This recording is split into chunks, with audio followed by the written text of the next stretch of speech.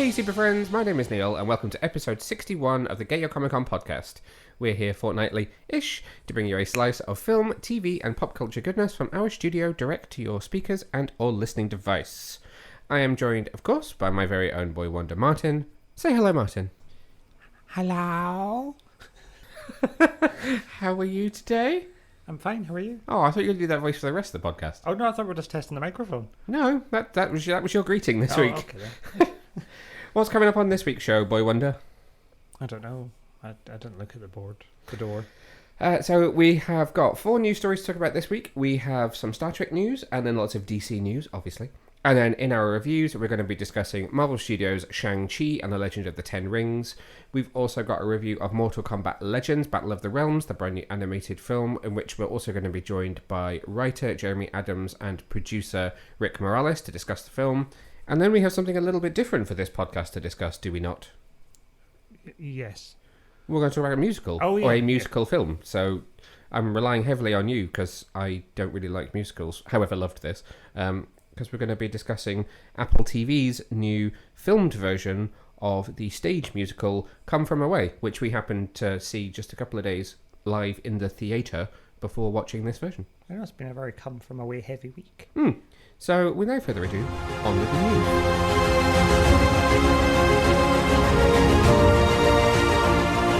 First up in the news this week, we have some casting news from the second season of Paramount Plus and, in this country, Amazon Prime Video's Star Trek Picard. The series wrapped filming on Season 2 this week and will begin Series 3 in the next couple of weeks as they're filming it back-to-back. And it has been revealed that Marvel's Runaways star Annie Wershing will be playing a version of, wait for it, the Borg Queen, recurring in Season 2. We don't know how many episodes that she's going to be in, but it's fully confirmed. So you will remember that the character first appeared in Star Trek First Contact when she was played by Alice Cridge, who subsequently didn't play her for a number of episodes of Voyager, where she was played by Susanna Thompson, otherwise known as Moira Queen from Arrow, and then Alice Cridge returned for the Voyager series finale. So now Annie Wershing's taking over the role for a number of episodes in Season 2 Picard. What do we think about this little revelation? Well, the Borg, eh? Interesting, yeah. Are we flashy back in, or...? Well, there was no indication of the Borg in the trailer that we saw, was there? We saw the alternate sort of timeline where everyone is in a different position to where they are now, completely deborged, 7 of 9, Picard and Q, everyone's sort of in different positions to where they were in Season 1. So we're a little bit in the dark other than knowing that they're going to be traversing some sort of potential parallel future timeline. So I wonder how the Borg factor into that. Well, we'll have to wait and see. At this stage, all we know is that Season 2 will premiere at some point during 2022.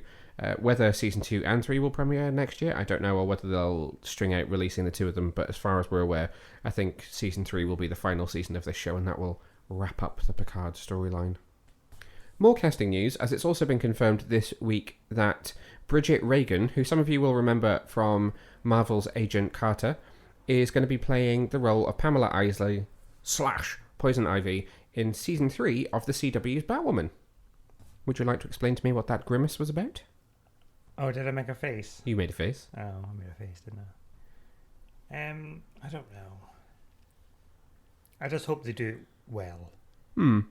I don't want it to be Gotham again. Where there was... Like 7 of them. Like, kid version, early 20s version, adult version. There was 3 of them, wasn't there, I think?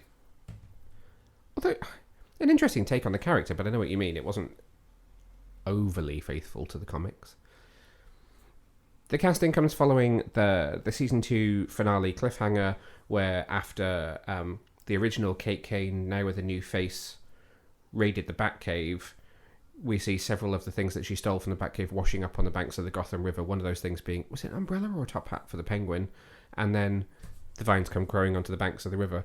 So there may well be more casting news to come. We might be about to find out that someone is also playing Penguin in this latest season, but we'll have to wait and see. A lot of people had Bridget Regan high on their casting list for Poison Ivy, be it in film or TV. She was a bit of a badass in Agent Carter. She was in Season 2, I think it was. Or was it Season 1? She was the crazy neighbour that was a secret agent that went around killing people. she was very good in it. Not that I can remember which season it was, but it's been a while since I've watched it. Do you have any thoughts on this? I suppose you didn't really keep up with season 2. No, I really want to like Batwoman. I like Batgirl as well. I really want to like it, but I just can't. Now you mentioned Batgirl, there is a new rumour going around on that one, which I hadn't included in the news for today, just because it's not been hugely widely reported yet, but they are still on track to start production on the Batgirl film later this year, probably in November, in Scotland. Wow. I think I was about to say Gotham is doubling for Glasgow once again, but Glasgow, I believe, is going to be doubling for Gotham again. That seems to be Warner Brothers' favourite choice for being a live-action Gotham City at the moment is somewhere like Glasgow. Well, I would imagine we will find out more about that at FanDome, which we will be talking about in just a moment. But first, we need to discuss the brand new trailer for Season 3 of HBO Max's Doom Patrol. So the series returns to HBO Max on September the 23rd, 2021. It will eventually come to Stars Play here in the UK, as with Season 1 and 2, but we don't know when just yet. We'll keep you updated. My God, there's a lot to unpack in this trailer.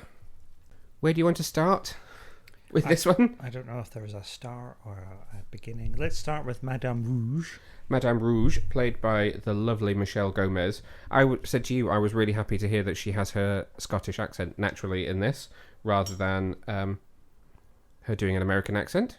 I do prefer it when she's has a wee Glasgow twang and she's an evil genius at the same time. Well, it worked really well for her in the flight attendant, so it's nice to see that carried over into this one. So I'm excited to see what she does with Madame Rouge. I don't get the sense from that she's going to kill off a certain major character in this series, but maybe they're going to twist it and shock us. Well, you never know. I mean, she was a bad lady in the comics, but they might have changed things. She's in a time machine. We might get some timey-wimey. She certainly seems to be sort of working with them, not against them, doesn't she? But I suppose there could be an ulterior motive to that.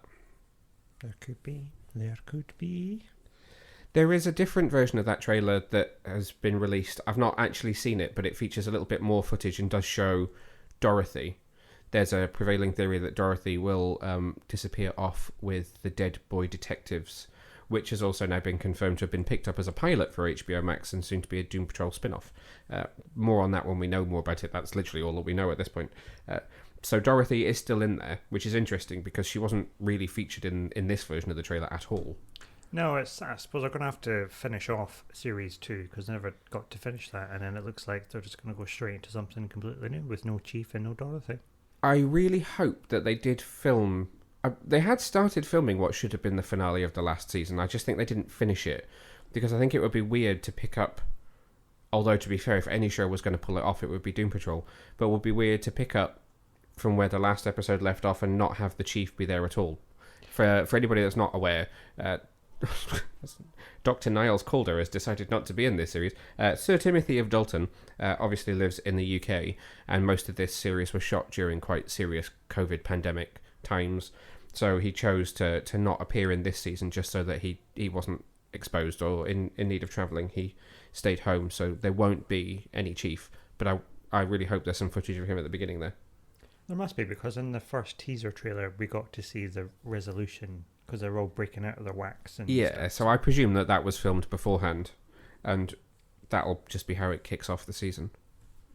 What else did you pick up on in this menagerie of madness? So quite a lot of exciting things. So we've got the Brotherhood of Evil. And it should be, as per the comics, the Brotherhood of Dada as well, right? Yes. So we've done a gender thing here that we've got the Brotherhood of Evil and the Sisterhood of Dada. So they're fighting both genders, as it were. Yeah, I mean, I suppose it's interesting. So Mr. Nobody applied originally to the Brotherhood of Evil, but they sort of laughed at him and said, go away. And then he then sets up the Brotherhood of Dada. Oh, okay. Which is like reject supervillains, and they're the weirdest group of supervillains you'll ever come across. There's like a man with retractable hands, and they're just bizarre.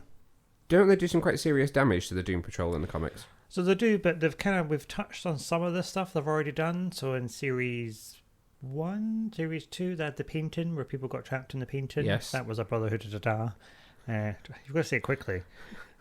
You've got to get the drama across. Ta-da. So that was one of their plots, because that's how they ultimately defeat them, because they trapped them in the picture.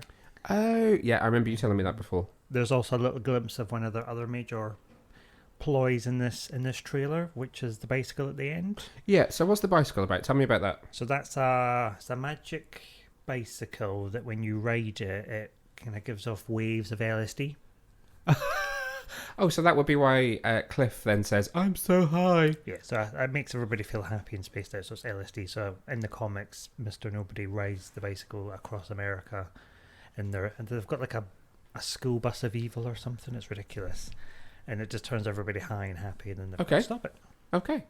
That's very random. And you've also got a bit of Danny as well. Yeah, now, was that in the first trailer or this trailer? I think it was the first trailer. You're going to have to explain that to me again. He's an ambulance now, isn't he? He's an ambulance now, yeah. So which is the... That's a Gerard Way version of Doom Patrol. Yeah. Do you remember Danny the Street died? Yes. And then when they had the...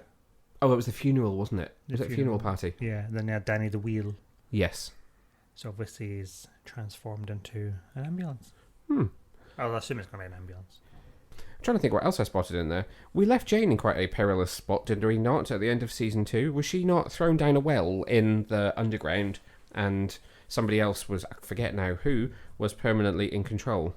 Yeah, so one of the original personalities come back and reasserted her dominance.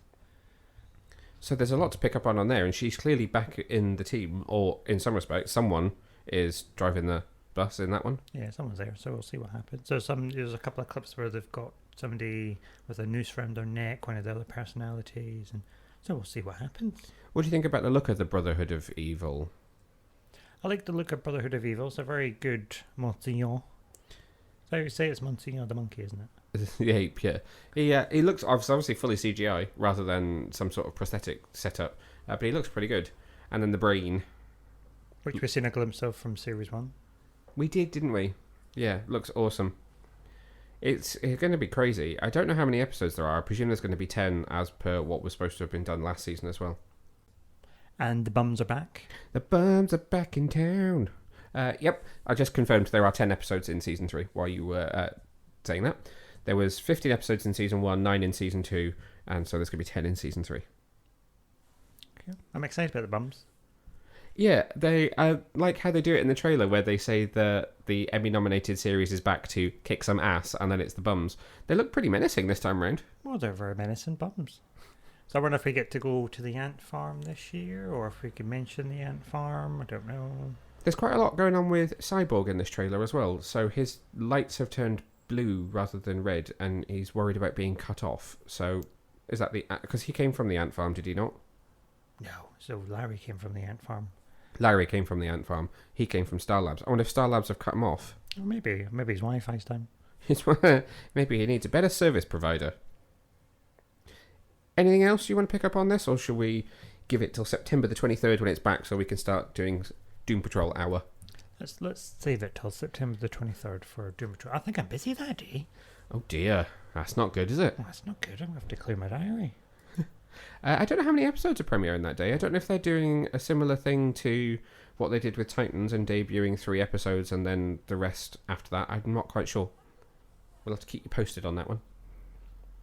But you can expect to hear more about Doom Patrol and Titans and several other properties at DC's upcoming FanDome event, which this year is taking place on October the 16th.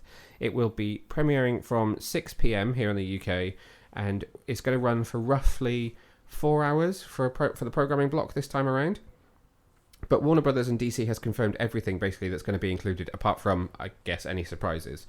So, Warner Brothers Pictures will be showcasing 6 of their highly anticipated movies from the DC slate, including, and let me know whether you're excited as I say the titles, Boy Wonder, The Batman.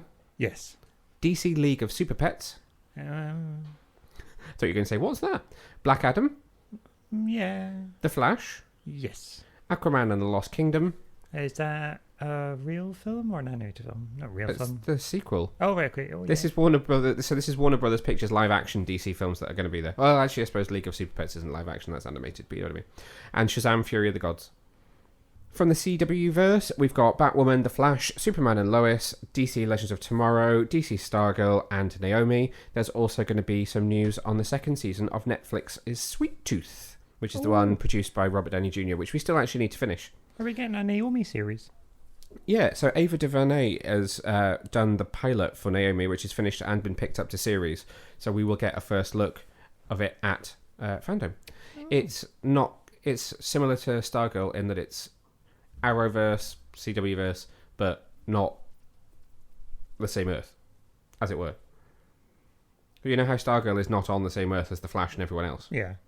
Naomi will be the same. Oh, okay, so she's not going to be part of Stargirl's Earth. Well, not that I know of. She might be, but she will. She's not going to be in the main mix. It's going to be elsewhere in the CW verse, multiverse. Oh, fair enough. Multiverse.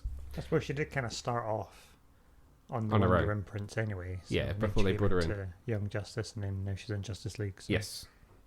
So DC Publishing will honour the legacy of one of the world's greatest superheroes and an icon of truth and equality, Wonder Woman, with a showcase of 3 upcoming books.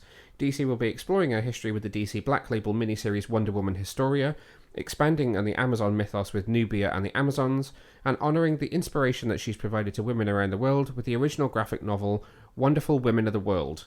So DC will share details of the next installment of the epic universe-spanning Batman Fortnite crossover comic, and fans can also expect to hear more about the upcoming Batman Fear State and the new 6-issue Black Manta series, the return of Milestone Universe, and much, much more from the comics. Warner Brothers Animation is also going to be on hand with a number of projects, so they are going to be giving us a first look at Aquaman King of Atlantis, the animated series, also the recently announced Batman Caped Crusader, which brings back Bruce Timm and will have him working with the Batman director Matt Reeves on a new animated Dark Knight. There's also going to be a special, spoilerific apparently, preview of Young Justice Phantoms, the upcoming 4th season, and we'll be getting our first look at the 3rd season of Harley Quinn. Very exciting. Yeah. Then HBO Max will also be getting in on the action and bringing a first look at Peacemaker, starring John Cena, and overall written by and showrun by James Gunn. They'll also be showing off the limited event series DMZ, which is based on the DC property, and they'll be bringing us sneak peeks of Titans and Doom Patrol. Finally, Warner Brothers Games will also be bringing back 2 games that were announced at last year's FanDome, both Gotham Knights and Suicide Squad Kill the Justice League. Oh, God, sorry, there's 2 more. So Warner Brothers Home Entertainment will be on hand to preview Injustice, which is the animated film adapting the games, and next year's anime-inspired Catwoman Hunted animated movie. Bloody hell. All that in 4 hours. That's going to be a jam-packed 4 hours. Yeah, I don't quite know how we're going to cover all of that. The whole event will be streaming across YouTube and DCFanDome.com, as well as DC's, I think, Twitch channel as well. There will also be DC Kids FanDome, which will be a kid-friendly version which you can access via DCKidsFanDome.com. And I've just got to the end of the press release, which does say will be available on Twitch, YouTube, Facebook, and Twitter, giving fans more ways to watch events unfolding in the Hall of Heroes. I'm looking forward to all of it. What are you looking forward to? All of it. The wording of the press release does say that we will see a brand new trailer for the Batman, as well as a first look at Black Adam and a sneak peek of The Flash, and then further content from Aquaman and Shazam. So I'm not sure what we'll see from either of those just yet. But definitely a Batman trailer, definitely Black Adam footage, definitely, I think, the featurette for The Flash, of which some of the footage is already leaked online. You'll remember a few months back, there was that kind of production imagery that showed off a few of the set pieces from the film. We saw the Batcave, we saw all of the heroes together kind of breaking out what might have been Supergirl or a Superman. So that footage, I think, will be officially released at FanDome. We're pretty sure that that's where that came from. Do we get to see Keaton suited up? I would imagine they'll probably push that in there. I would lose my shit. I wasn't wholly convinced that he would suit up. Obviously, the production imagery that we saw at last year's FanDome was Flash and Keaton's Batman suited up. But part of me wondered whether that was just to tease people and part of kind of the pitch of bringing the film in, that they would bring him back. But no, he's talked about being suited up, so it's happening. He's got his Nikes back on. He's got his Nikes back on, yep. So in case I haven't said it enough, DC FanDome is streaming globally on October the 16th, 2021. Head to DCFanDome.com to watch it. And for all the other news about it, head to our website, which is www.getyourcomiccon.co.uk. That's it for this week's news. On to our first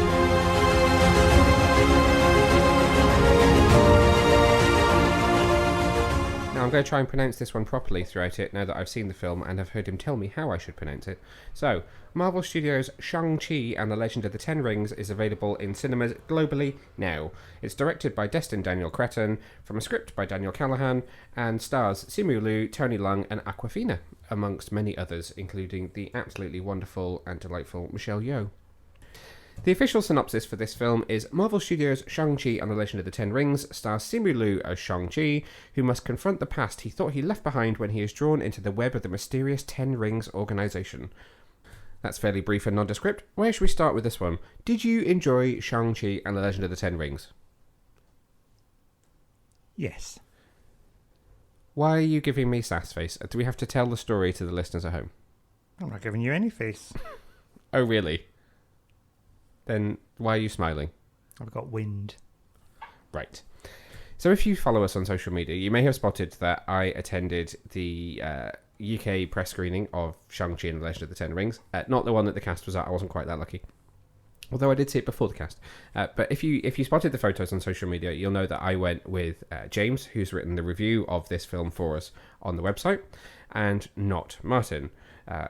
Because James was writing the review, and so I was very lucky that I was technically his plus one, but that was our invite to see the film from Disney. And so Martin didn't see it and has only just now seen it now that it's out in the world, and has been sassing me ever since the screening about the fact that he didn't see it. Haven't you? Really? Were you not listening? No, I was listening. Okay. So tell us, what did you enjoy about Shang-Chi and the Legend of the Ten Rings? Well, I got to see it, so I enjoyed that. Right. And that was good. And I enjoyed everything else. So you come from a martial arts background, do you not? I wouldn't go, well, yeah. You had a black belt. I almost had a black belt. What's the one before it? Brown?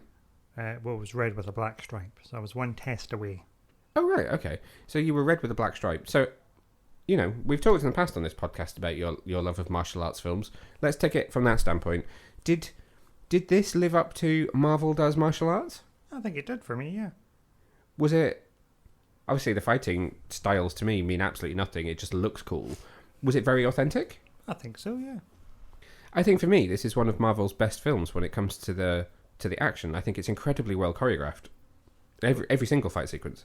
Yeah, definitely. I mean, it's probably the most actual fighting you've seen in a Marvel film that's not CGI. Yeah, that's the thing. It's very, very real. It's not just sort of two CGI creatures or live action person in giant suit fighting CGI creature. It's hand-to-hand combat for the majority. Obviously, towards the end, it gets a little bit more fantastical, but it does feel very real, and I think that I really appreciate that. I agree. What do you think of the story? And I just want to caveat this. I think it's excellent, and James said in our review that he also thinks it's an excellent story. But there are some out there who feel like there is a very human story and a very martial arts type story, and the origin that's in there in the first kind of half of the film, and that in the second, when things begin to escalate, it becomes too fantastical. With no spoilers, by the way, at this point. We will maybe put a spoiler alert before we talk about a few other points. But how did you feel about that? The way it kind of traverses from San Francisco-based origin story through to Macau, through to where they end up.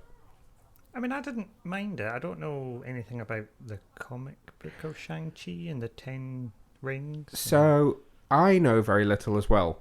I know the character of the Mandarin, who obviously is not called the Mandarin here because of Trevor and Iron Man 3. I know him from the 90s Iron Man cartoon because he was the villain in that. And that is pretty much my whole knowledge of that character. My understanding is that a lot of the character of Shang-Chi and the Mandarin and that world has been recontextualized to make it more faithful and, I don't want to say more politically correct, but less white American guy writes Asian history, if that makes sense. Yeah, that makes sense.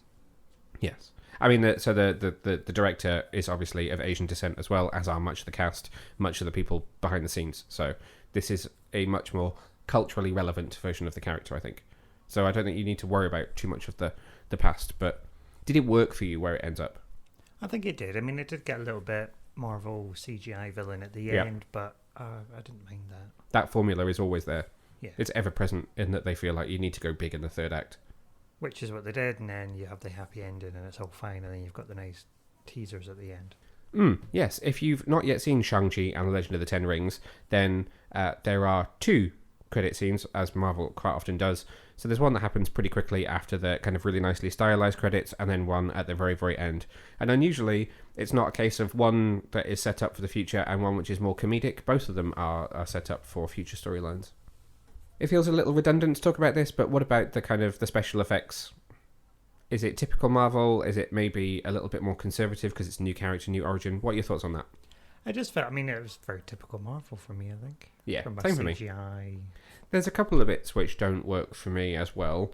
There's a scene in the kind of opening monologue story where Tony Leung's character is thrown out of a car, where the car obviously goes off a cliff, and I feel like that there's some very obvious green screen and CGI work there. The landscape doesn't feel very real to me, but that's a very minor niggle considering some of the other stuff that happens in this film. I think I remember thinking, oh, it's a Black Widow moment there when she jumps out the plane. Yes, that's what I thought as well. Yeah, that's exactly what I thought. Something which I think has surprised a lot of people as well is the fact that much of the film is not English language. I know you're not a great fan of reading at the cinema, so did this work for you here? I didn't mind it. It was very authentic to the theme of the film and the culture, so I don't mind that. Yeah, you could feel that, really, couldn't you? You could feel that it was Marvel really trying to make sure that it was faithful to the audience that it is being portrayed on screen. Honestly, I have very little to criticise about this film. It's landed, I say, as I pick up my phone to check where I put it on my Marvel ranking on Letterboxd, but it's landed very high in my rankings. Where would you put this in your Marvel rankings of all time? I put it at firmly number 1. Wow. I put it's my number 6. So my number 1 is Infinity War. Oh yeah, bumped that for me. My number 2 is Civil War. Bumped that. My number 3 is Winter Soldier. Yeah, bumped that. My number 4 is Homecoming. Oh, that's... Oh, yeah, okay. My number 5 is Endgame. Yeah, bumped that. And then this is 6th for me. 7th is Ant-Man. 8th is First Avenger. 9th is Far From Home. And 10th is Black Widow.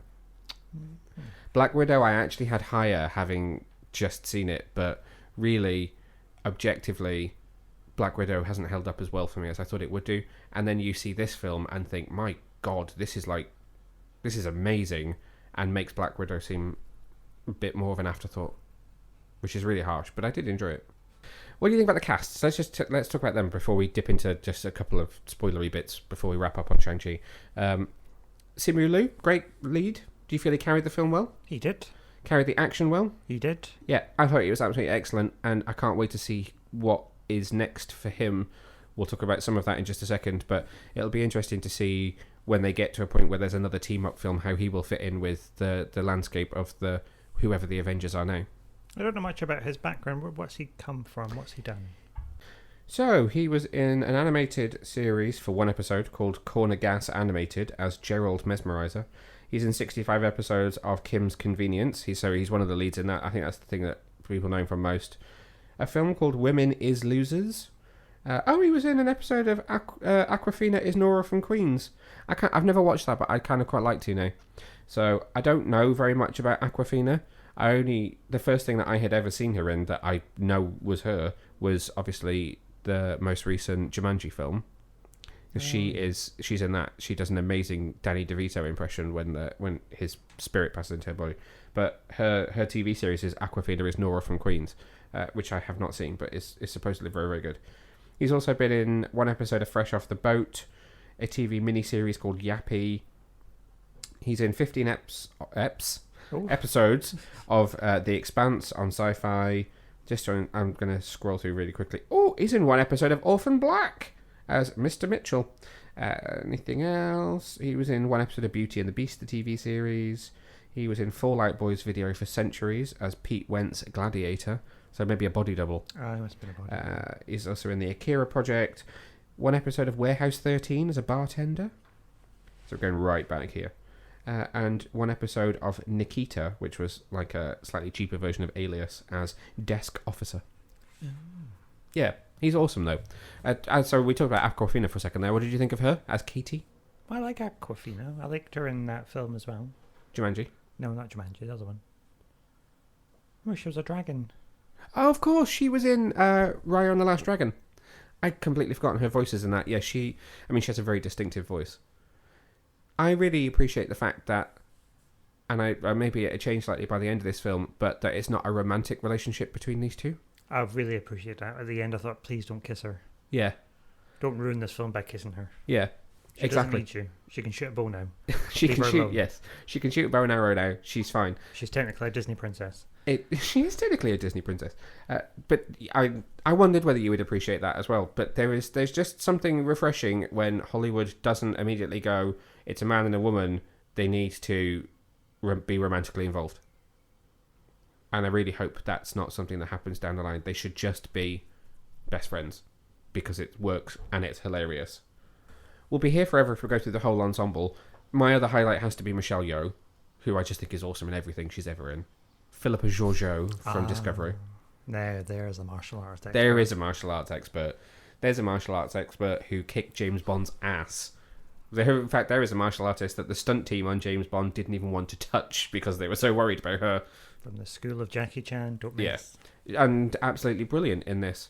As is Tony Leung as the dad of Shang-Chi and his sister. The tangerine. Yes, the tangerine chicken dish. Oh, you can't say that. That's what he says in the film. Does he? Yeah. Oh. He says it's a chicken dish. That's the mandarin. I was being a joke saying he's not the mandarin, he's the tangerine. Oh, sorry. Okay, yeah, I'm with you. Right, so pause there and we'll just discuss some spoilers from here on out for the last couple of minutes on Shang-Chi. So if you haven't seen it yet, jump ahead sort of 5 minutes-ish. So Ben Kingsley is back in this film as Trevor Slattery. Now, that's not a huge spoiler, but I think the spoiler is that his role is actually quite significant. It's not just a throwaway moment. What do you think of him? Did he redeem himself for his role as, in air quotes, the Mandarin in Iron Man 3? Oh, I don't know. I'm a bit on the fence about his involvement in the whole thing. Really? Tell me why. I don't know. I just didn't... Oh, I felt a bit too slapstick. That's something that I did wonder whether it would put you off this film, is there is still some of that Marvel humour in there, even in the midst of some of the heaviest action scenes. I mean, it was funny, but I was like, tone it down just a little bit, and I'll be alright. I was weirdly sad that I thought he had died in the scene where he plays dead and the chicken pig, Morris, is like... That's a very good Morris. That was. It was also my impression of an adipose from Doctor Who. Oh. What was I saying? We're talking about Trevor. I'm just going to like a Donna Noble place now where she bangs on the window. Doctor. Yes. All right. Back to Shang-Chi. Doctor. That was me shouting through a glass window. Not. Yes. So you weren't sure about the comedy. No, I wasn't sure, and I didn't like his accent either. He was supposed to be Scouse, but he wasn't really Scouse. He was Scouse sometimes, but then he wasn't Scouse. And I was like, just pick an accent. Hollywood Scouse. Yeah. I mean, he's English. I just wish he would have been like proper Scouse. But then I realised that the American accent, the American audience even, probably wouldn't have understood a Scouse accent. What do you think about some of the other bits of humour in the film? So you've got you've got Razor Fist, the Romanian guy that's part of the Ten Rings organisation, who towards the end of the film they have that moment where Shang-Chi's sister says, we need to team up because we're basically Rogered because of what's coming out of the dark space. I don't remember Roger coming out of a dark space. And he's sort of like, no, why I'm going to kill you. And then he sees someone and he's like, oh, yes, we should team up. What do you think about some of that? Well, that's just Marvel humour, isn't it? That's just how they break the tension in a big moment. Yeah, but did it work for you here? Yeah, it was alright. I'm used to it now. So. Okay. And then lastly on this film, before we move on, post-credit scenes. What did you think of post-credit scenes? I enjoyed both of them. Mm-hmm. Did you have a preference of which one you preferred? Probably the second one. Really? Okay, so talk to me about this. So there's two scenes. The first one features Shang-Chi and Katie back at their favourite bar with two of their friends when they are interrupted by... Oh, no, wait, that's the last scene of the film. Wong has interrupted them and taken them off to, I guess, Kamatage. I almost forgot the name there. I don't think it's the Sanctum Sanctorum, it's Kamatage, to his library. And how'd you spell that? Kamar-Taj. It's a silent M at the beginning of that. Kamatage. Yes, so in the post-credit scene, the first post-credit scene, you see him there discussing the Ten Rings, so we'll talk about that in a second. And then the second scene goes back to the Ten Rings organisation, the terrorist organisation, and sees that they have a new leader. So why was that your favourite of the two? That wasn't the last scene, that was the scene after that where they go to karaoke. No, that's the first post-credit scene. Oh, I just thought it was two different. So your preference is the first post-credit scene? Yeah, I do like the second post-credit scene as well, though. I like the female empowerment and all that. There was a lot of female empowerment in this film, which was actually really nice to see. Okay, so let's talk about the first one then. I'm very impressed that she got Wi-Fi signals so high up in the mountains. I know, exactly. But there was a big satellite dish on top of the Ten Rings organisation. Okay, so Wong discussing the Ten Rings. What do we think? Where do we think that goes? Or are you probably going to say to me, I don't know enough about Marvel to tell you anything? Oh, I don't know enough about Marvel to say anything, but it's something to do with space. What do you think about the two cameos? You can mention who they are. Oh, I don't think I can. Well, we've said spoilers from here on out, so...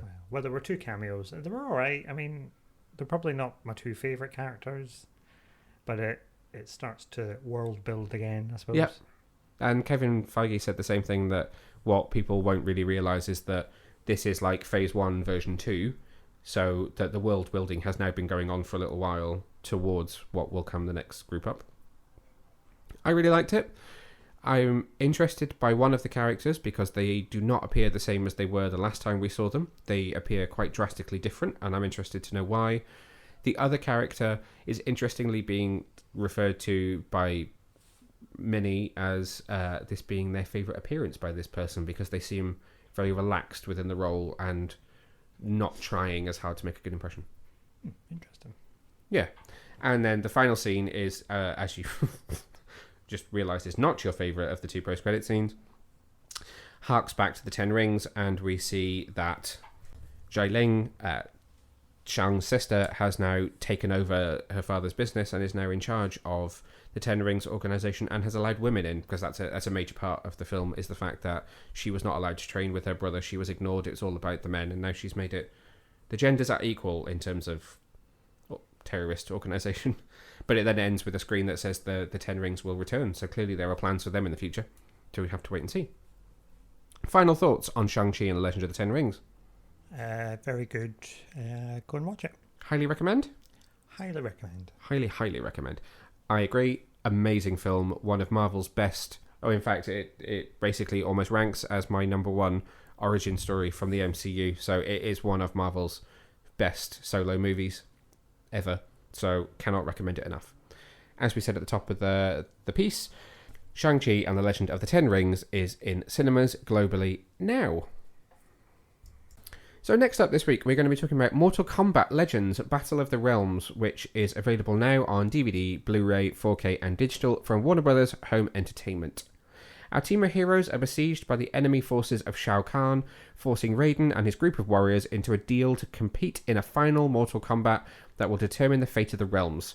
Now our heroes must travel to Outworld in order to defend Earthrealm, and simultaneously Scorpion must find the ancient Kamidogu before it's used to resurrect the One Being, which would mean certain destruction of all things in the universe. Time is short, the stakes are high, in this action-packed continuation of the Mortal Kombat journey. So this is a direct follow-up to last year's Scorpion's Revenge. It's fair to say that this one blows the world of Mortal Kombat wide open in comparison to that character portrait that we had last year, although there was fighting in there. This film is freaking huge.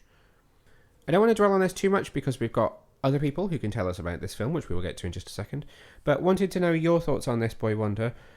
Did you enjoy this? How did this compare to Mortal Kombat live action for you? It was okay. I didn't enjoy it as much as the first one. Okay, because it was so big, because this film really is very, very big. I don't know what it is about it. I enjoyed the first one more, I think. Okay. That's interesting. I think there's a lot to really enjoy in both of these films, and it was interesting to learn in talking to the creative team that when they were commissioned to make the first film, they were commissioned for two, so they always knew that they were going to be making two. So that's why they did it the way they did. It's one kind of journey through the two films, so that Scorpion has a journey that runs right through it, as does Liu Kang. So that I thought was really interesting. What impresses me the most about this film, and some of it is there in the synopsis, is how much they pulled from all the different Mortal Kombat games. Can you tell me the year in which the first Mortal Kombat game was released? No. Can you guess? Probably not. Do you want me to? Yes. Don't burp. 1980. Nope. 70. Nope. 90. Yes. 3. No. Close. 1992. Oh. So next year is the 30th anniversary of Mortal Kombat. 30 years. Yeah. And They make you feel old.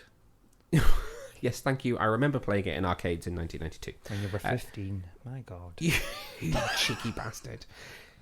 But what I'm trying to say is they pull a lot of elements from across the entire 30-year history of the franchise. So the Kamadogu, for instance, is something that they pull in here, which is they're like magical runes that are used to bring back godlike powers. There's a lot of different elements of Mortal Kombat lore that you probably don't get. I mean, you will see it in the games, but in terms of the storytelling when they make movies, this is not something that they generally do. It's not something that they did in the 90s version of the Mortal Kombat movies. But here, it's very much a story which is befitting of the games, but played in a movie scenario, which is great. And I was really impressed by that. And I said in my review that this film has a real tangible foot on the gas all the way through. Like the last film, you had that very similar introduction to Scorpion, which plays a lot like the live action film, and then it goes through the combat tournament and introduces the characters, whereas here it's like, okay, we're starting at a 5 and we end at like a 15 and we're just going to rock it from one to the other, and it's just constantly escalating. So I appreciate that. I think they did an amazing job, and I love the animation style. Okay, gore. How do we feel about the gore in this film? Because there is, I'm going to say, a shit ton of it. Yeah, there was a lot of drippy gore. But I think there are people who can talk to us about this film much better, who know it much better than you and I do. So first up, let's have a sit-down chat with producer of both Mortal Kombat Legends movies, Rick Morales, for his story on how this film came about. Hey, Rick, how you doing? Hi, Neil.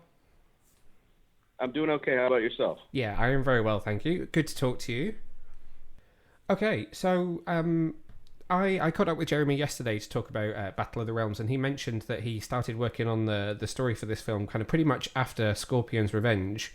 So was it always kind of in your mind that there was going to be a sequel to that movie? Did you kind of see that it was going to continue? Yeah, we knew pretty early on that we'd be able to do another one of these, and so we, when we started planning the first one, we had it in the back of our heads where it would lead and what path we were going to take it. And then having kind of honed in on Scorpion with that first film, was it always kind of in your mind as well to go bigger with the sequel? Because I think it's quite fair to say that you really, really went big this time around. I can't stress enough, it was really big. I think that the my thought on this was we wanted to do as much as we could. We didn't, like I said, we knew early on that we were gonna get two of these, that we were gonna get to be able to tell one story and basically through two films, and and that's it. There's no guarantee that there'll ever be another one or anything like that. So we wanted to try to tell as complete a story and just throw as much of the Mortal Kombat world into these films as we possibly could. And and also, for me, I wanted to sort of, and I think NetherRealm was really on board with this too, is to kind of show things that haven't really been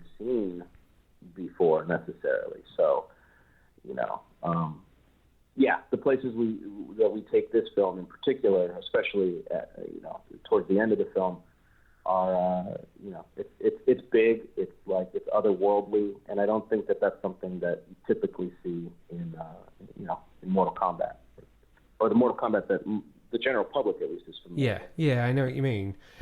You mentioned working with NetherRealm. I know that the co-creator Ed Boon also worked pretty closely with you guys on these films. How was it working with them? Was it a good kind of collaboration to bring it to animation?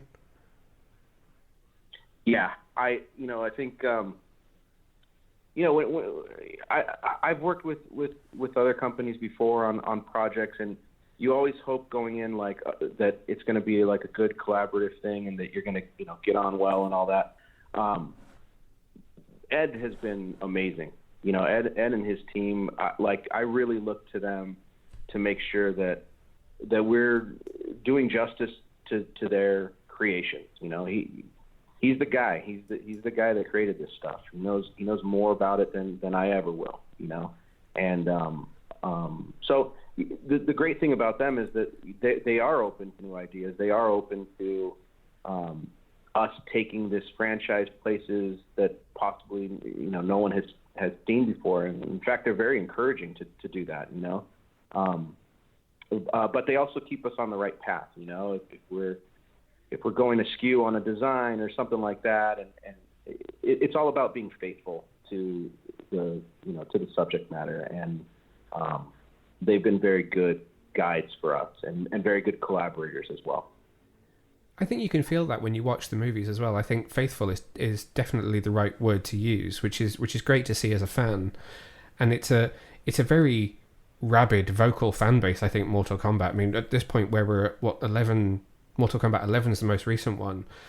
What was the response like from the fan base to Scorpion's Revenge? And I mean, I know obviously that this film isn't out yet, but are you feeling the anticipation amongst the fan base for the sequel?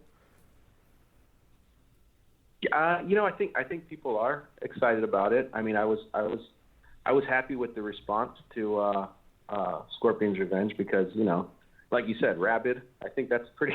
Yeah. pretty good Yes. And the response could have gone any number of ways, but I was pleased. But I mean, I think ultimately, what I was trying to do is, I'm a fan of this stuff as well.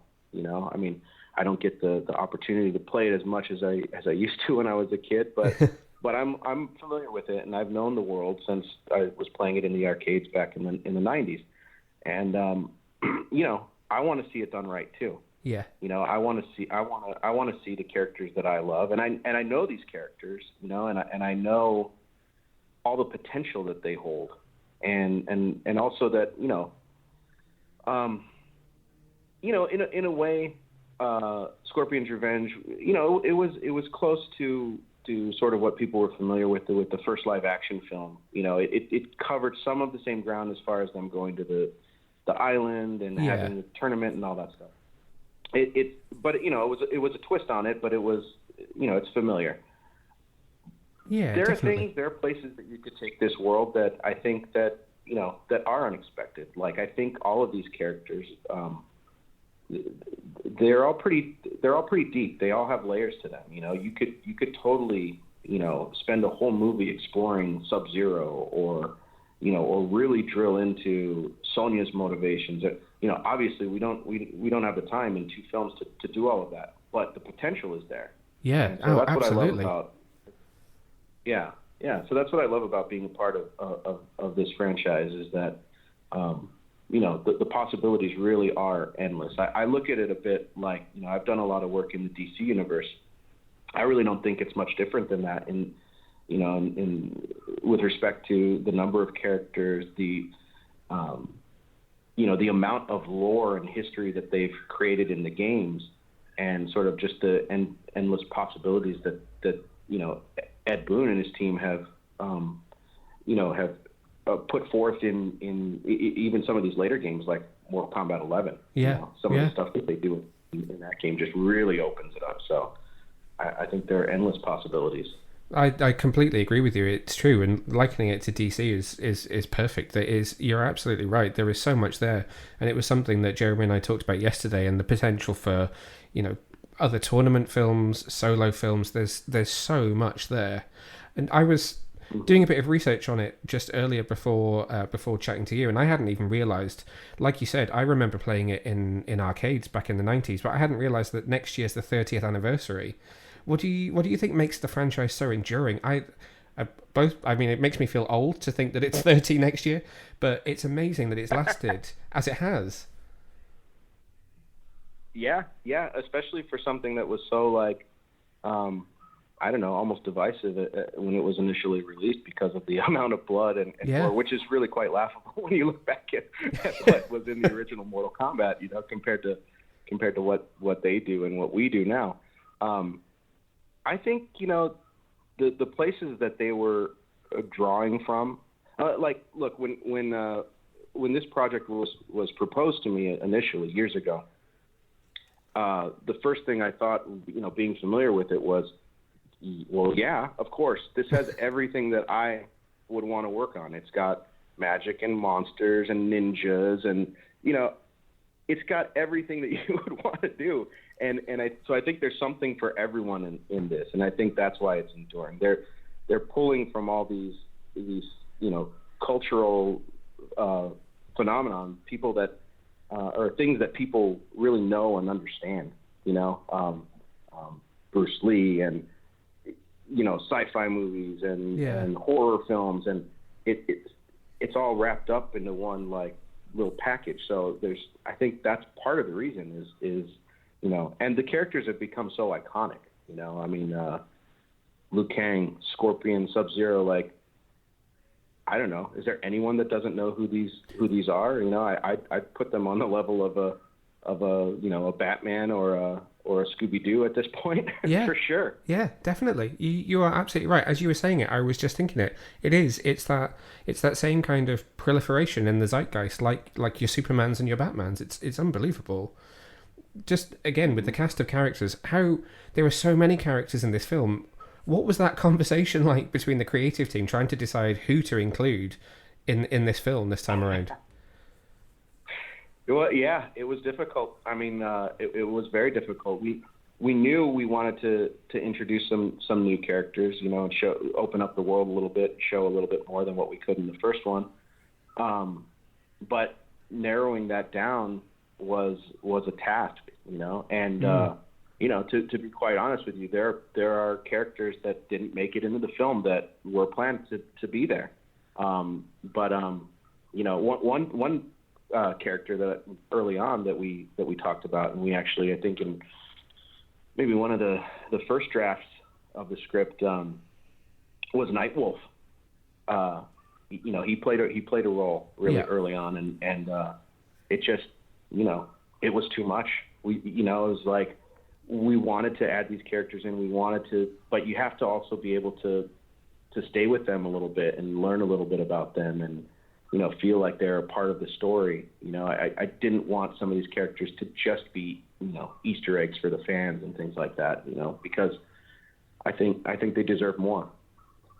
Yeah, I agree with you, and I think there's a really wonderful balance in both films. Actually, I mean, obviously this one is much bigger and has a larger cast, but I do think that there is a beautiful balance there between the fights, which you would expect from the franchise, and the character moments. It's clear that was important to you guys when you were crafting the films, that these were more than just, as you say, Easter eggs for fans, that they're real characters. That, and Jeremy said it perfectly yesterday, was that almost every single one of these characters is someone's favorite. So how do you decide who to kill, who to include, who not to include? It's almost an impossible task, but it's done so well.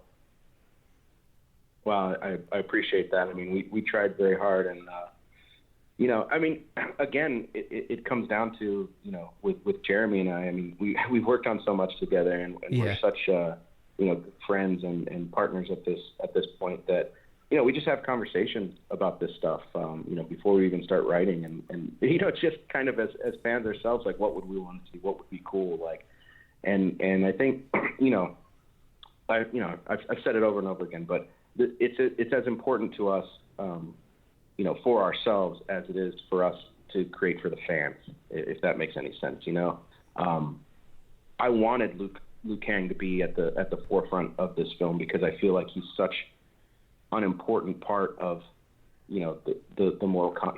He's the chosen one, you know, and we kind of, he did play a large role in that first one, but we made a point at the end of the movie to say like, oh no, this was small potatoes for you.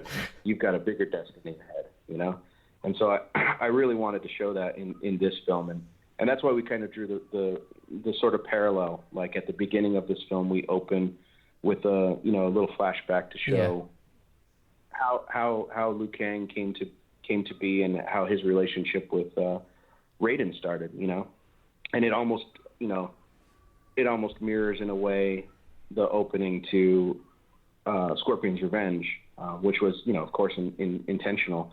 I think that was just to say like, hey, this is Liu Kang's movie.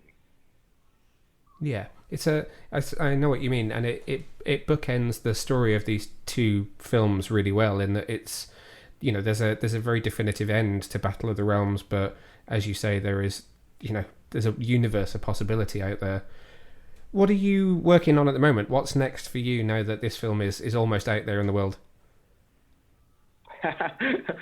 well, I am working on things. I don't think I could say it. So Gary might I love asking this question just for that very reason. Choke me out. But yes, I am working on something. I can't wait to hear more. All I can say is that 30th anniversary next year for Mortal Kombat is the perfect time for a sequel, if you ask me. Yeah, I agree. Well, thank you very much. It's been a pleasure talking to you today. Best of luck with this film. I can't wait for people to see it. I was on the edge of my seat, and I did not know who was going to be safe by the end of it. So it was quite a wild ride. Oh, good. I'm glad. I mean, I think that's the one thing that we wanted to do with this film was make it, just big and unexpected and as thrilling as we could. I mean, we really just wanted it to be a ride. Yeah, I definitely think you've achieved it. Fantastic. Thank you so much. Awesome. Thank you very much. Thanks. So that was Rick. He was really cool to talk to.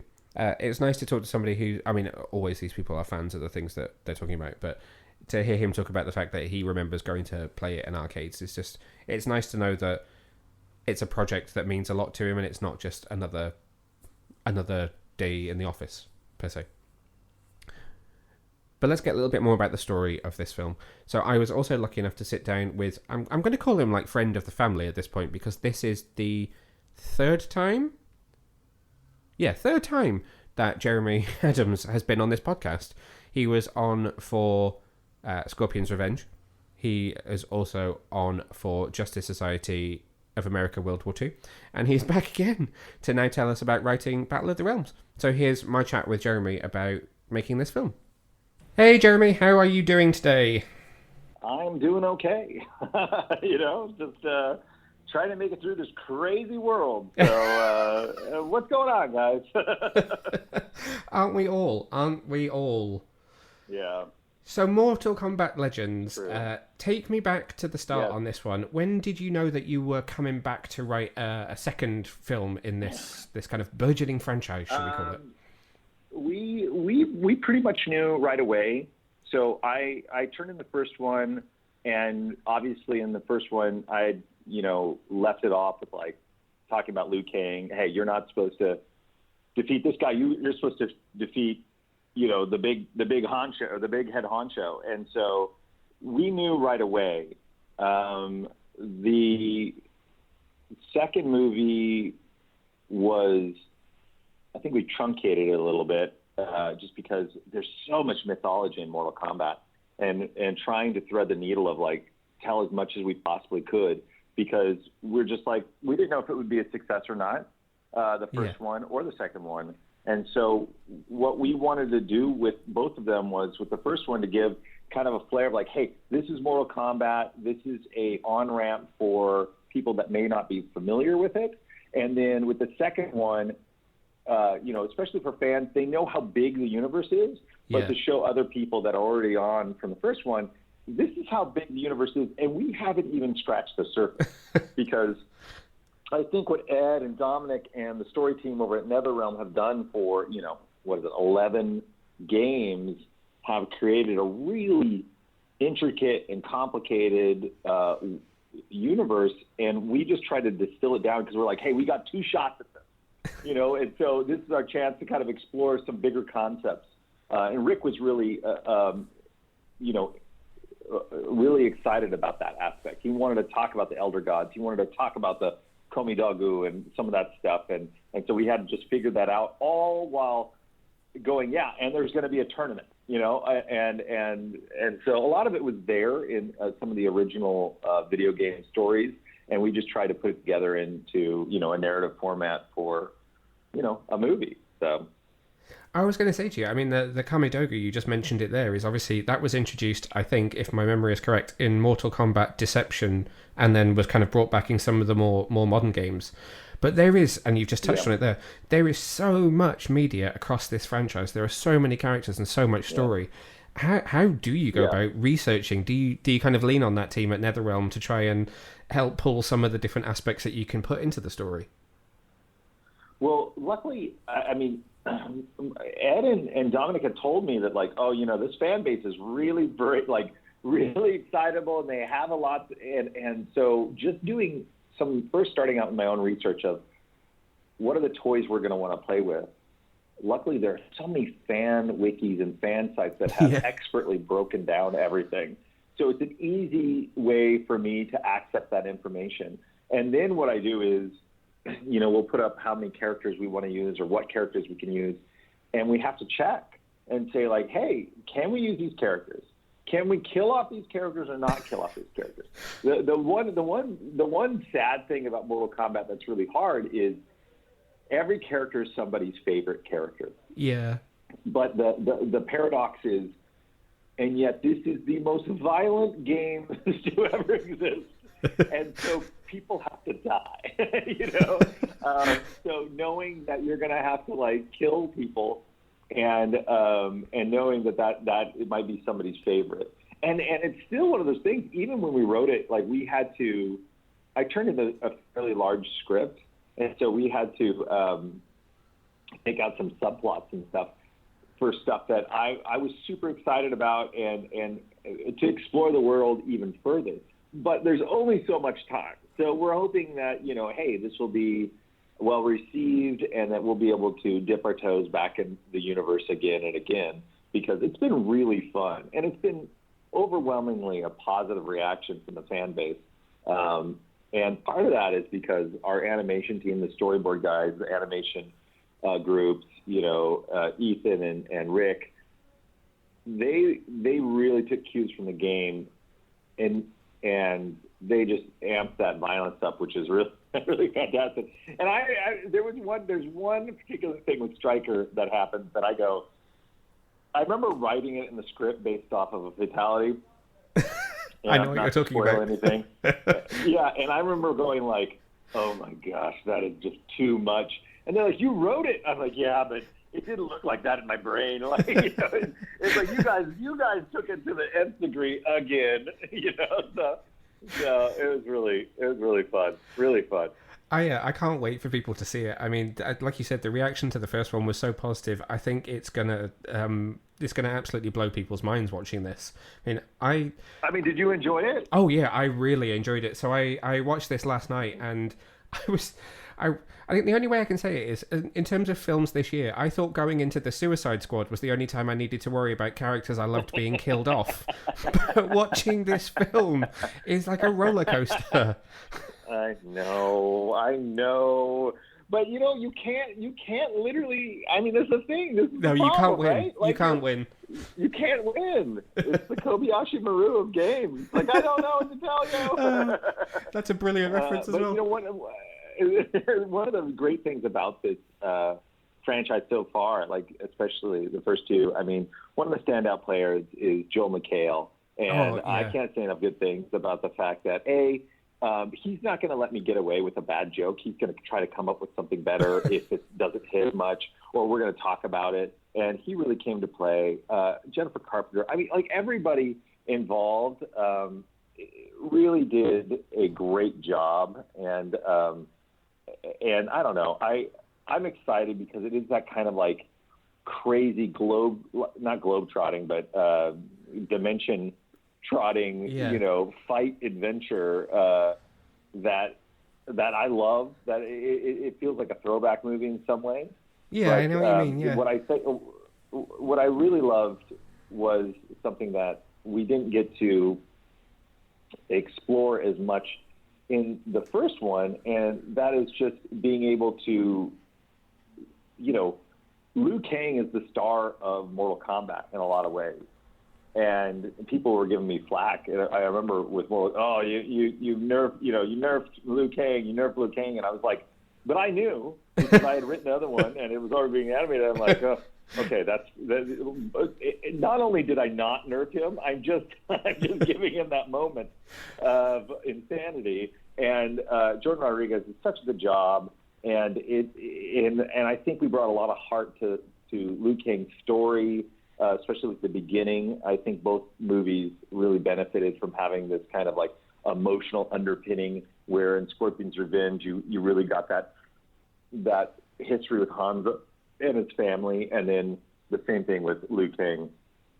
seeing the relationship between him and Raiden, and that was something in the writing that really came out to me and really had fun to figure out, not just Liu Kang, but I found myself really digging into Raiden in a way that I didn't expect, and seeing him as more than Christopher Lambert or maybe a emotionless figure. It's like, who is this guy? Why is he the guardian of Earthrealm? Like, what is it? And just his love of Liu Kang, I thought was really well done. So I was going to ask you about that, and I know it's something that you and I talked about when we were talking about balancing out the story for Justice Society World War II. But how do you balance out all of that action with all of that character? Because there is, I mean, it's the kind of thing where you get to the end of it and think, hang on a minute, was that 90 minutes, or was that, did I just watch 2.5 hours? Because there's so much in there. How do you do that? I mean, for me, I really, and some of it was, like I said, some of it was truncated because I really tried to find the little arcs for each character, and what's so great is, it's that Han Solo, Princess Leia saying "I love you" and him saying "I know." That's like such a formative writing experience, because if you're a nerd of inequality, you know that originally there was a big long monologue or something that Han Solo had to say, and Harrison Ford was like, "No, this is what it's going to be." The cool thing is I get to rely on these voice actors in ways that I know I can do something very simply and very quickly and know that they can pull it off. And that's kind of part of my mission, is like, I don't want to just have a fight scene with Johnny and somebody. I want that fight scene to inform Sonya and her, begrudging affection of Johnny. It's like, I don't want Jax to just be in a fight. I want to call back to the most traumatic moment of Jax's, life, and then see him kind of overcome that with, by kind of and originally I think I had I tried to use a different character. It was like, and they were like, no, you can't do it. So there is elements of that, by the way. When I run past characters and run past things, we have to find out who we can and can't use. But with Battle of the Realms, what I hope that Mortal Kombat fans will do is I hope they'll give us a lot of grace for the fact that we just truncated 7 games into one movie. We tried to tie in a bunch of plots, and a bunch of the fact that we had the Elder Gods, the fact that, like I said, the Komi Dogu, the fact that we're talking about Bihan and, the Sub-Zero and Cyrax, all that stuff is huge swaths of lore and plot that we try to put together. We were maybe our eyes were too big for our stomach, but we tried. No, not at all. I mean, from my perspective, I think it worked really well. It doesn't feel truncated. It felt like a really well-contained story in this film, and yet there's plenty of room for more, and I'd love to hear if you've got any ideas Right. about what you'd like to do next.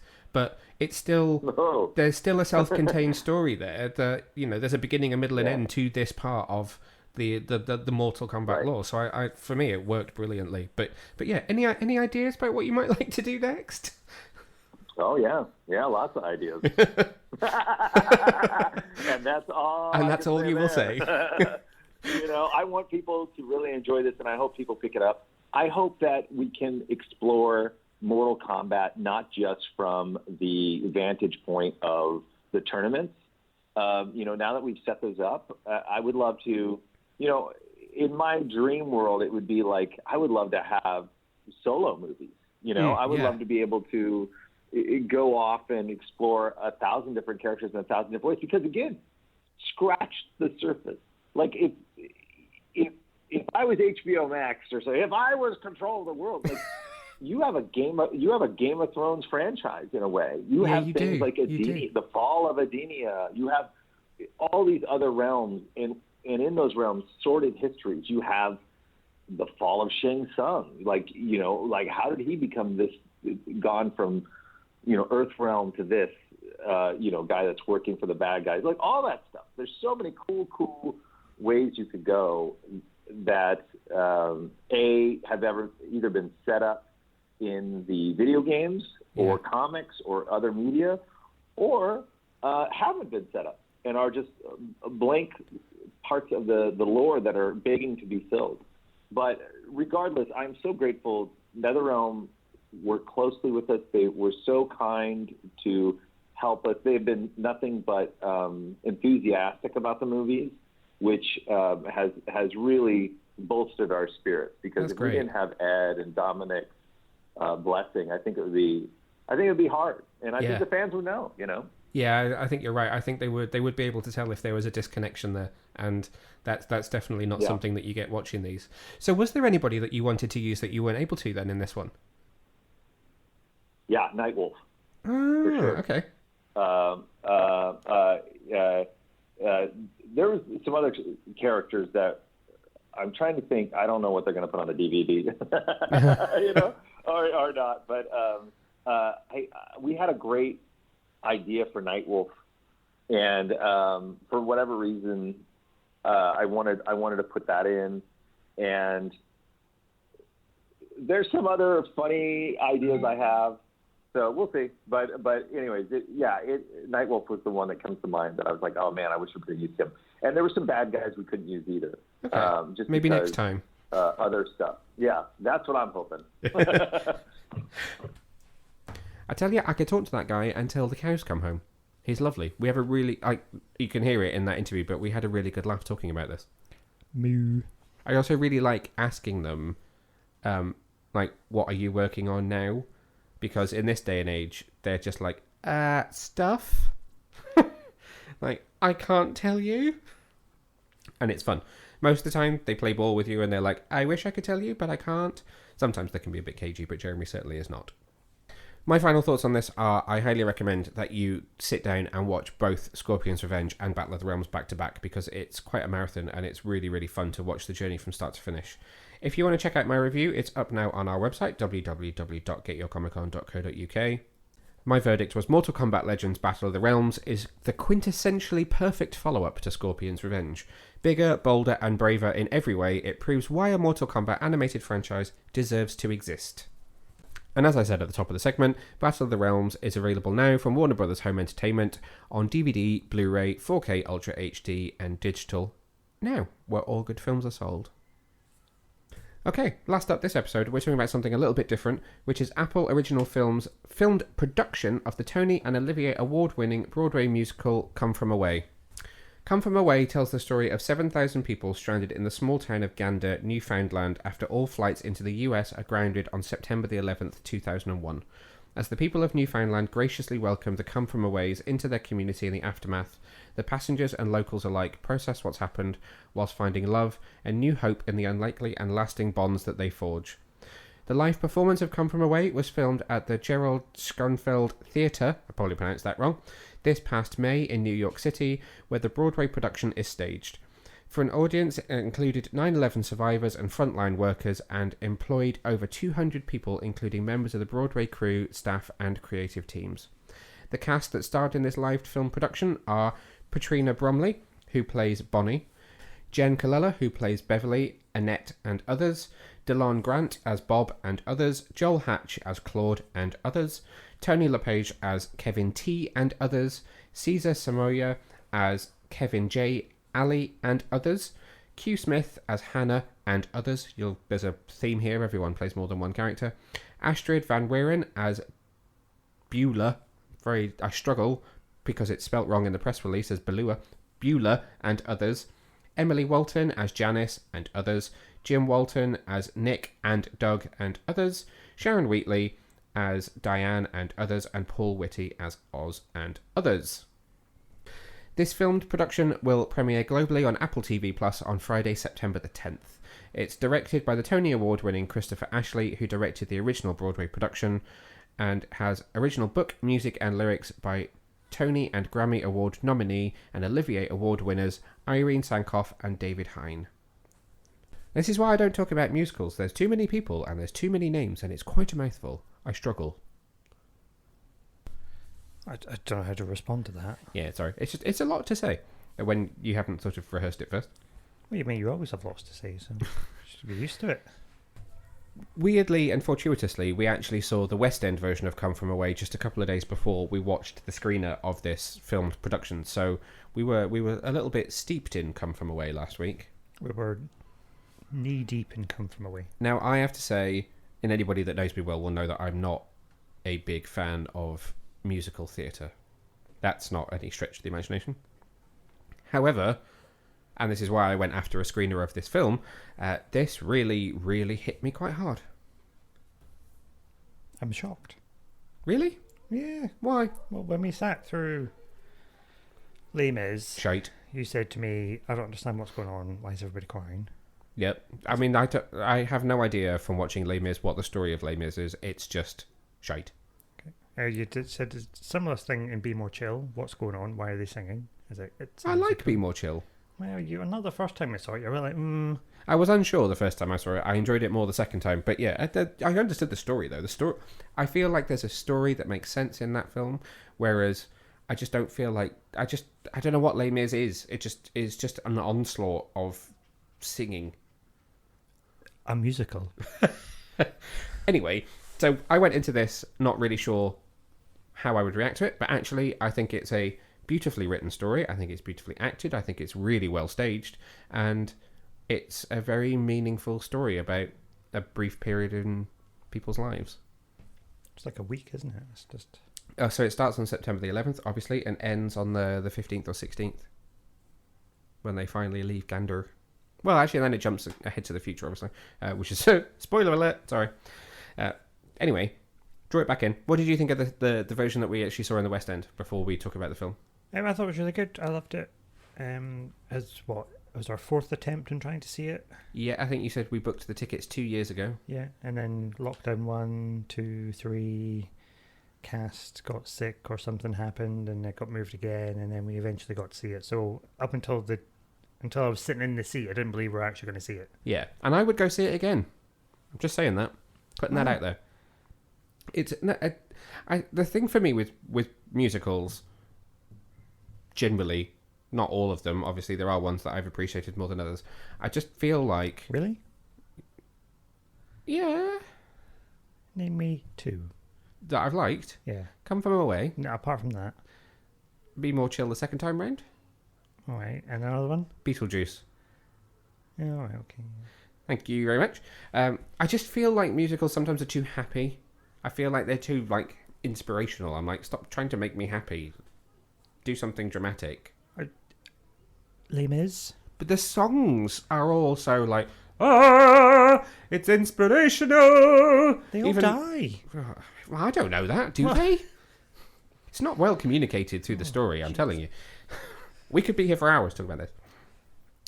Anyway, I just think that this is, Come From Away, as far as I am concerned, having seen this Broadway version a couple of times from watching this film and from the West End version, is, if you ask me, the best written, best acted, best produced piece of theatre that I have ever seen in my entire life. Wow.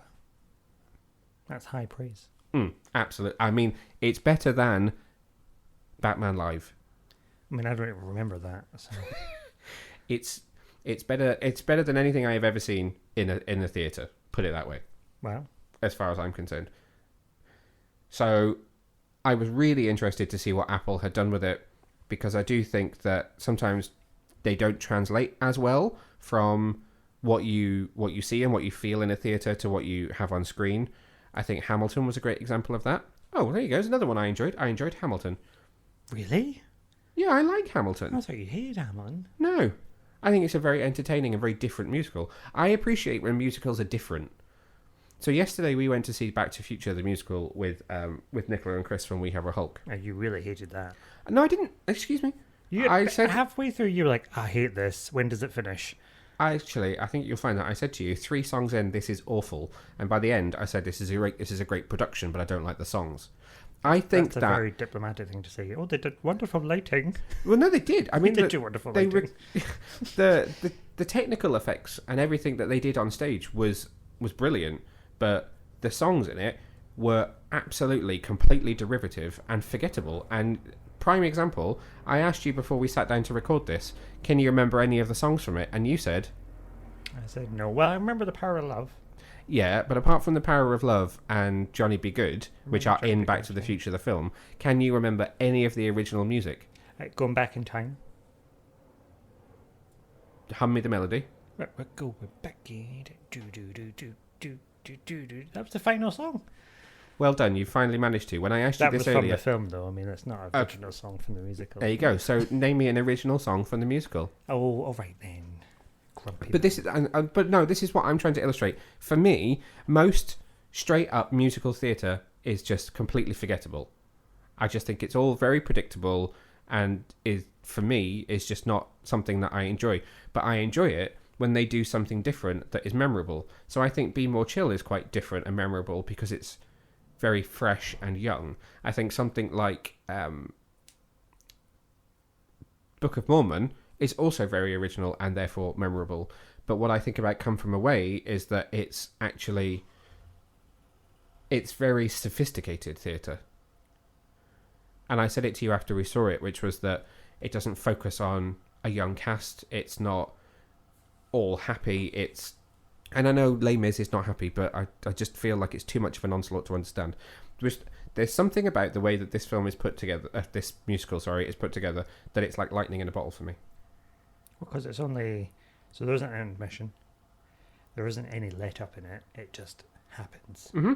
It does. It takes you on an emotional roller coaster of, we're trapped in a plane, we don't know what's happening, we're drunk in a plane, we don't know what's happening, we're trapped in the middle of nowhere, we're making new friends, we're falling in love, people have died. It's all just everything. This is turning into more of a comment on my thoughts of musical theatre than a review of Come From Away. So, how do you feel like this filmed version recreated what you saw in the theatre? I think it did it very well. I mean, it was just a straight up recording of the show. Mm-hmm. You do miss the atmosphere of being in a theatre. You'll never be able to capture that, but yeah, it's the next best thing. I mean, when we watched it, so when we saw it in the theatre, I was quite choked up towards the end. It's the song Something's Missing, which I think is probably the most poignant for me. I think that's a brilliant song. And it was the fact that in the theatre you could hear people kind of going... And I mean, the girl behind me was absolutely sobbing. She was inconsolable. You missed that, I think, in a recording. Well, I don't know, when we watched it with Mum, she bawled her eyes I mean, out. your mum did bawl her eyes out, so let's be fair, there was still some crying in the room at the time. So, it does... And actually, that's a good way of showing how well it translated. I mean, she had never seen the musical in the theatre, so this was her first experience of it. And, yeah, it really emotionally affected her. Something which I really appreciate is the way that this is filmed, and it is similar to how Hamilton was produced, which is that they obviously filmed it just a run through with the audience. You can see the audience when the camera flips to the back of the stage at times, but throughout the entire performance, you don't see a camera once. You don't see any impact from a production being filmed throughout it. But then there are close-ups and moments where the camera is on the stage, in the middle of the stage, around the actors, and clearly those were kind of fill-in shots that they must have done later, probably without the audience there. But again, you never see the cameras, so it never takes you out of it. Once you're in it, you are still, for me, wholly in it until the end. Agreed. What? So my only struggle, and this is something again which I struggle with in musical theatre in general, is once I've seen something, that cast is my cast. And obviously this is the Broadway cast, we saw the West End cast. How did you feel about the actors that were in this version, knowing that most of them, according to the cast list, originated this in the original production? Yeah, it was weird. So, because I'd listened to most of the soundtrack anyway before. And they're the voices from the soundtrack, aren't they, most of them? And the voices from the recording. You know, my friend Elaine plays it all the time. Mm-hmm. To then see the British cast and then go back to the filming of the UK cast, not the US version. It did feel a little bit like, oh, it's not really my cast, but at the same time it is. Yeah, that's. I guess that's a bit more confusing. I hadn't listened to it, so the only song that I knew was the pilot song, which is the one that you've shown me on YouTube before to say we're going to go and see this. So I knew that song, but other than that, it was all new to me. There's probably not a lot else to say about this one really, because it's an experience which I just highly recommend that you experience for yourself. And if this is your first exposure to the musical and you get the opportunity to see it in a theatre, I absolutely cannot recommend it enough. We're reaching a strange point in the journey of the story now, in that there's probably going to be a large number of people that weren't actually alive when it happened. Well, that's the other thing, is obviously this is the 20th anniversary of September the 11th, so there are now people who are turning 20 this year who will not remember it. So I was watching the news this morning, they're obviously talking about Afghanistan and the Taliban, and they were saying that actually 75% of the population were never actually alive when they were in power the first time round. So it's a very different view on things now. So when we think back of those decisions and the things that happened and the events, how society is managing that and remembering it and moving on with it is going to be very different, because a lot of those people, we've got a whole new generation now. Well, actually, to be fair, there was a mother and son sat in front of us when we saw it in the West End, and the boy was probably only 10 or 12, and it never even crossed my mind at the time, but that was probably his education about what 9/11 was. Yeah, and it's interesting because in the show it doesn't actually, they never talk about 9/11 directly. They never say, oh, plane 1, plane 2. No, they don't. They don't mention the collapse of the towers or anything, I don't think, do they? They don't have to, because the stories of the individuals. Yeah. I mean, it's touched upon in, again, something's missing when they talk about seeing it when those who lived in New York returned to it, and the impact of it is there. But even without directly referencing it or having any scenes that take place there or mentioning it, you still get the full emotional impact of what that felt like. And anybody that was alive when it happened will absolutely no doubt remember exactly where they were at the time it happened as well. My second day ever of college. I remember sitting in a classroom at school. It's very sobering, let's put it that way. So I think let's leave that one. Let's leave an exploration of Neil's thoughts on musical theatre right there, and say that both of us cannot recommend this enough, which, I mean, coming from Martin is high praise as a connoisseur of musical theatre. Coming from me, who is a total Luddite, this is a masterpiece. So I honestly cannot recommend it enough. And now's the perfect time to see it, because it's London Theatre. They say it's London Theatre Week, but it's really like London Theatre Month, so most of the tickets are on sale. Yeah, check it out in the West End, and you can watch this filmed version of the Broadway production of Come From Away on Apple TV Plus from Friday, September the 10th onwards. That's it for this week. We'll be back in a couple of weeks. I think it's time we bring back some comics. I need to do some serious reading and catching up. We've just had 2 weeks off work. If you listen to the last episode, you'll know that we were discussing when we were going to get to record this episode, because we were going away for the weekend at the end of our holidays. I was supposed to use that 2 weeks off to catch up on all my comics, and I somehow failed miserably. Terrible. We're going to be watching Apple TV's Foundation, which is going to be the next thing that we're about to kick off, so that's going to be a really fun journey, and we'll see what's coming up. But we'll be back in 2 weeks' time with more news, more reviews, and more acerbic Scottish wit from the Boy Wonder. So until next time, bye!